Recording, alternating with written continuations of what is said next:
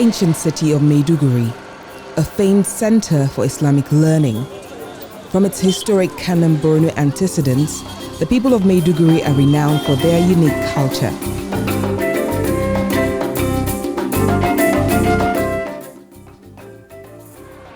In February, Maiduguri is dry and hot. Fishmongers make their way to New Park Baga in the early hours, hoping to make brisk business. Gaskiya mun fuskanci canji na kalubale da dama wanda ba za mu iya kirgawa ba. Mataki na farko inda muke zuwa muke sana'a da yanzu ba mu da halin zuwa wurin sakamakon rashin tsaro.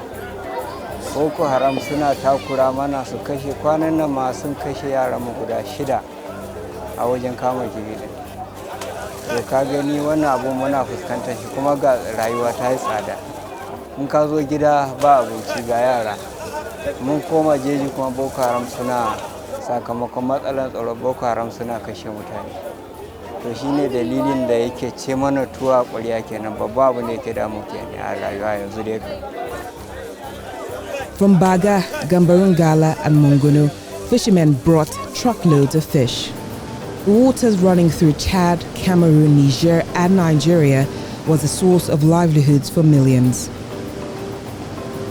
Lake Chad is the most important source of freshwater fishery we have in Nigeria. And so you see tons and tons and tons of dry fish moving out of Maiduguri towards the southern part, towards the north-central part of this country. It's coming from the Lake Chad. Varieties of fishes that we have in the lake are coming from there.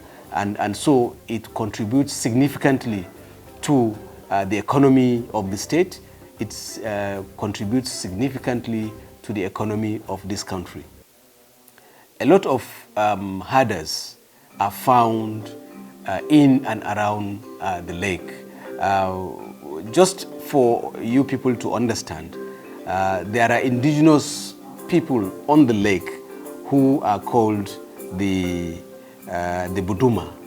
The Buduma are actually,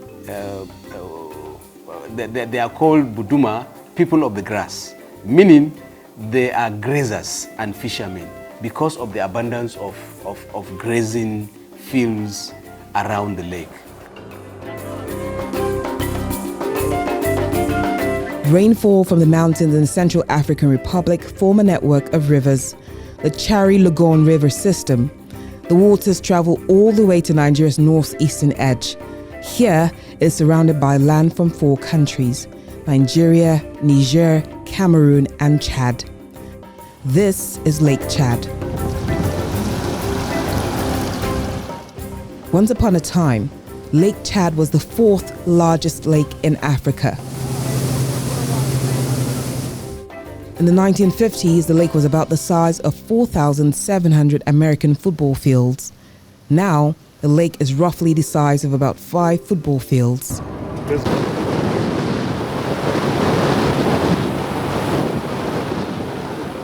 Lake Chad is not only a source of food and water, but its wetlands filter environmental contaminants, essentially acting as a kidney, cleansing water pollutants.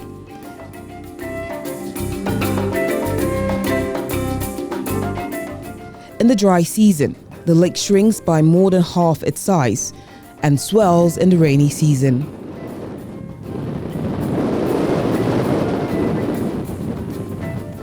Rainfall in the Central African Republic and the Adamawa Highlands in Cameroon feed the lake. Fishing communities and farmers rely on the lake to water their crops. Well, Lake Chad, not only to Nigeria, it's an important lake to Africa. It's the only inland drainage basin that we have in Africa, and so it means a lot to Nigeria. It means a lot to Africa because it supports a lot of livelihoods around it. And so apart from these livelihoods, there are environmental aspects to it that we derive. It is recently, not quite long ago, earmarked by UNESCO, one of the Ramsar sites, and it's among the less than 20 sites that we have in Nigeria because of the ecological diversity in that area.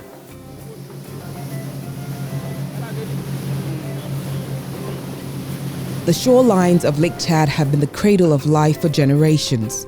For the communities here, the lake not only provides a source of livelihood, but is also a rich cultural heritage.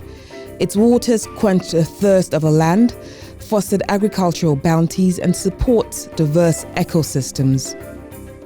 Lake Chad's tranquil waters now face an ominous threat, a gradual shrinking, endangering its continued existence. Climate change, over-extraction, and upstream dam constructions are threatening the lake. The climate change issue has really affected the people living at the shore of the Lake Chad.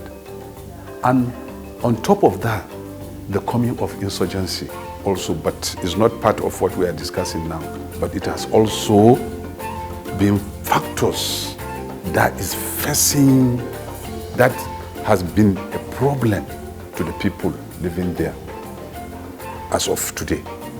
So you see, because this climate change, the cultivation land of those days has already been depleted. The soil erosion has already depleted. The water volume has drastically reduced.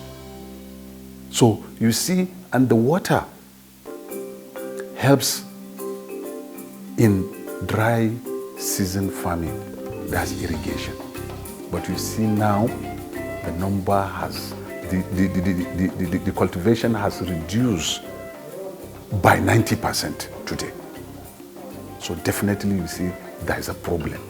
If care is not taken, it will result to another phase of the problem. Over the years, the shape and size of the lake has changed.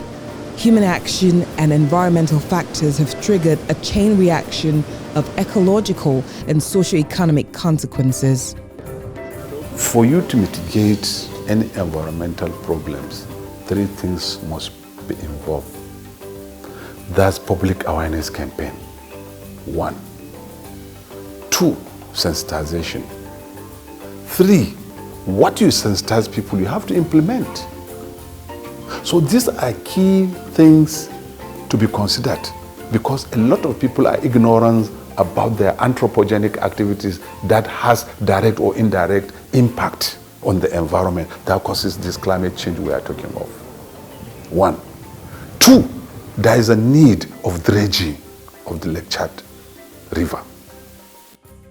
When we talk of climate change, there are 3 things to be considered under the climate change itself. We have depletion of the ozone layer, we have global warming, and we have greenhouse effect. And all these 3 has certain gases that causes this thing. For example now, the greenhouse effect is being caused by methane gases. And this methane gases comes from even animals' dung.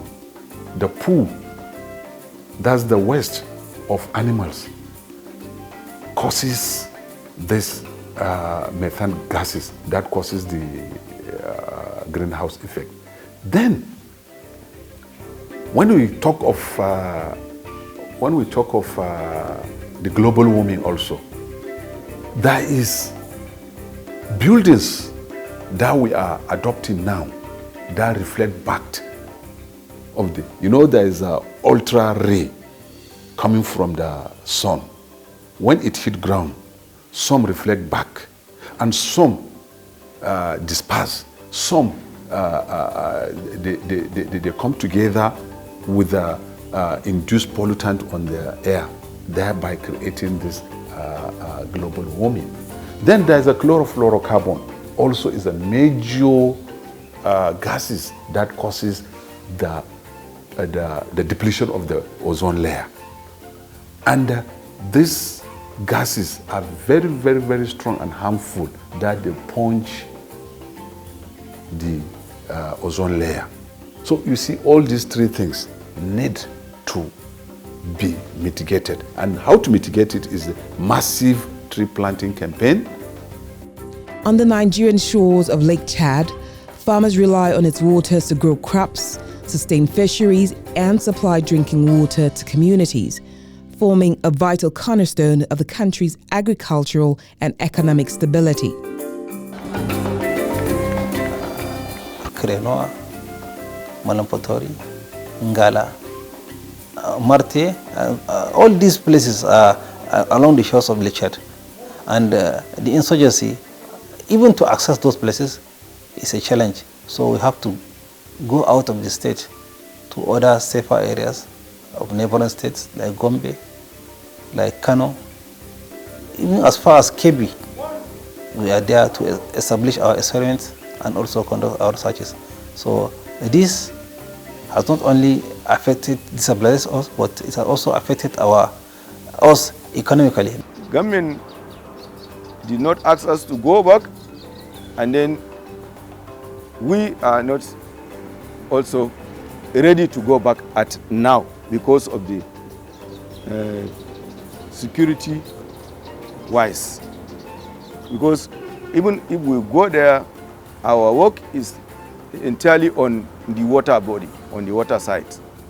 So going into the water side is also very, very risky.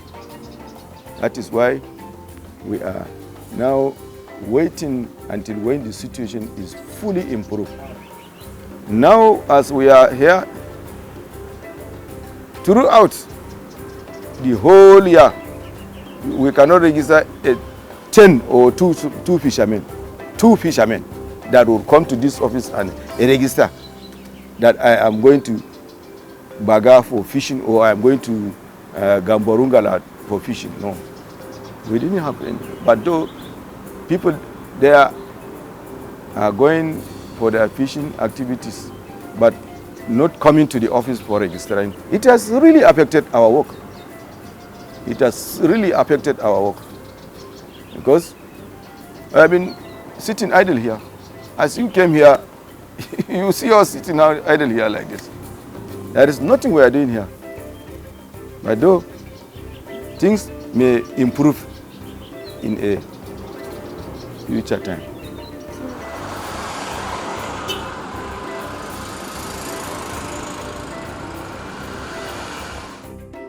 As Lake Chad shrinks, locals are bearing the brunt of the ripple effect. Da lokacin da dandin baya shanyewa yana da zurfi, daga nan lokacin da akwai zaman lafiya, daga nan hanya har daga Doro za a tafi har Chad. To yanzu kuma zai zama idan dandin ya shanye zai zama ba zai a tafi ba. Kaga kenan ya kawo mana cikas a gurin kasuwancin mu da na yau da kullum. In akwai ruwa sosai to kifin zai yawaita. Kuma yanzu ma fa ba wai kifin ne ba abun da ya kawo mana matsalar nan gaskiya inda ya kamata a ji a nemi kifin yayi nisa ba zai yi a tafi ba. Kin gane ko? Sakamakon haka ne shine ya kawo wannan karancin kifin yanzu halin da ake ciki. Kin san kogi a dan wannan haraka ne na hukuma na masu kasa. Mu a matsayin mu na talakawa dan din nan dai ba zai tonu da hannu ba. Abun da yake tonon su dama moto ne ko ba haka ba. To ko yanzu idan aka kai moto za a iya yashe shi ya dawo kamar yadda yake a da ko ba haka ba. Amma yanzu in dai ba talaka shi ba abin da zai yashi ya kan talaka ya bi umarnin da aka bashi in aka ja layi aka ce ka tsaya nan to bakin iya nan ne za ka tsaya. Amma gaskiya muna so a ce dandin kam kamar yana nan normally kamar da yadda yake. Dan lokacin da yana za ga jirgin girman shi ya isa. Dan in zan baki misali daga nan jirgin zai iya kaiwa kusan inda mutanen can suke. Amma kuma duka za a tura shi zai tafi. Akwai lokacin da kuma kwale-kwale ne ma karami amma sai kun sauka kun tura shi. Ke san ita gwamnati wannan ita tana da tunanin da mu ba mu da shi. Mu yanzu in so samu mu ne ta bar mu yi abin da mu ga dama. Ita kuma sun zauna da mu sun gaya mana cewa su abun da aka ce su kula da mu ko ba haka ba, don haka ba za su bari mu yi abun da muka ga dama ba. Dole ne iyaka dukkan matakan da suka ga ya dace, duk abun da muka ga sun yi to abun da ya dace ne. To amma mu kuma a irin kallon da muke yi abun yana ɗaya muna tsanani kaɗan ko ba haka ba. To don haka yanzu muna neman sassauci tun da dai alhamdulillah mun samu tsaro da zaman lafiya, to a ba mu saukin da yake dai kamar yadda na gaya miki, mu yanzu matsalar mu ɗaya ce, ita ce wannan noman da muke yi, wanda kuma idan yayi sai dai mu je da amalanke mu turo wannan abu mu kawo gari. Wannan abu yana ba mu matsala. Ni ina ɗaya daga cikin manya-manya masu kama kifi. A sati ina kama kifi naira miliyan 2 zuwa 3. Amma a yanzu zan je jeji in yi sati 2 sati 3 ba zan wuce kifin naira 20,000 ba. Mu yanzu son samu ne ya zama na cewa ba tarihin Boko Haram ma, kaga za mu je mu kama kifi. Ba wani sana muke, ba wani aikin gwamnati muke ba, dama aikin mu noma kama kifi. Yanzu duk inda za mu je wannan sana'a ɗin babu, kuma ga tsananin rayuwa halin da muke ciki kenan. A sakamakon haka ɗin yara na da saboda ba kuɗin makaranta da sauran duk sun zo suna gida. Mu dai gwamnati muna so ta tsaurara tsaro ya zama na cewa na 'yan ta'adda an kawar da su, mu je mu samu inda za mu nemi abincinmu. Inda aka dabe mu a kamu, gwamna ya ce ku je ku zauna a can. Kowa ya fi ya zauna a wurin shi. To lokacin da ya kwashe mu ya yi mana alkawari ku ba security haɗin kai, ku zauna wata 6. Idan kun zauna wata 6 zuwa gaba, security za su dinga bar ku, za ku je ku yi noman ku kama kifin ku, duk abubuwan da za ku yi, amma bisa da haɗin kai. Idan sun ce nan ku saya sai ku saya kafin a kara muku. Kaga a haka ake. Last regime na President Baba Buhari ya nemi a kai Navy camp gabaki da a bakin dam. An gina wuraren gabaki daya, kina ji ko? Dan a yi tackling wannan abun, mutane su samu shiga, don kuma a samu hanyar cari daga dam zuwa kangallan abu da mutane su fara shigowa. Yanzu friendly haka.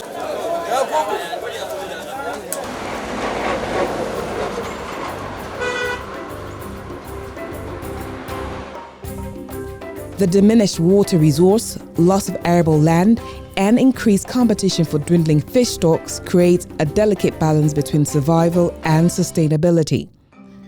The shrinking lake poses more than just environmental risks. Competition for scarce resources is a trigger for violent conflicts and insurgency. People have been forced to flee and land has been contested. These conflicts affect the lives of those who live around Lake Chad. Farmers-herders clash is as a result of this, because there is a limited land for agricultural activities. The herder men, the Fulani, you see, before, a farmer will cultivate, will plant, will clear the land, cultivate the land up to cultivation. Nobody will say anything to that farmer. But now, because of the limited grazing ground as a result of this climate change, as a result of shrinkage of the Lake Chad, the Fulani people will wait. You will cultivate, you will clear the land, plant the land, and at a certain level before cultivation, they will come and graze. But before, there is even trade by barter between the Fulani and the farmers. They will wait for you to finish your cultivation, then they will call you. Or they will even come and book that after your cultivation, we are going to graze at the west. The people living around Lake Chad have suffered greatly from the Boko Haram insurgency. Communities have been uprooted, livelihoods have been shattered, and resources strained. This led to a complex humanitarian crisis, yet the people remain resilient, trying to maintain some sense of normalcy amid hardship. You can imagine if 100 to 200,000 people in one settlement called Baga is displaced. These people directly depend on the lake for their farming activities, for their fishing activities, for grazing, as well for trading and other aspects of livelihood. So the displacement of Baga and other communities around the lake right? Baga, Wulgo, Kirinawa, Malamfatori, all these settlements are directly lake settlements. And not even that, those that are 40, 50 kilometers away from the shore of the lake were also directly dependent on the lake for either fishing or grazing or other commercial activities. The entire Lake Chad area now, the Lake Chad area is a hotbed for insurgents who have now taken over from the locals. And so the millions and millions of naira, if you like, even dollars that come out of that is enormous, and therefore people are deprived. And definitely if care is not taken, if we didn't mitigate, this year that we are facing will be even worse than last year. So mitigating climate change is key for us to have a robust agricultural production that can help us to secure our food security in the future.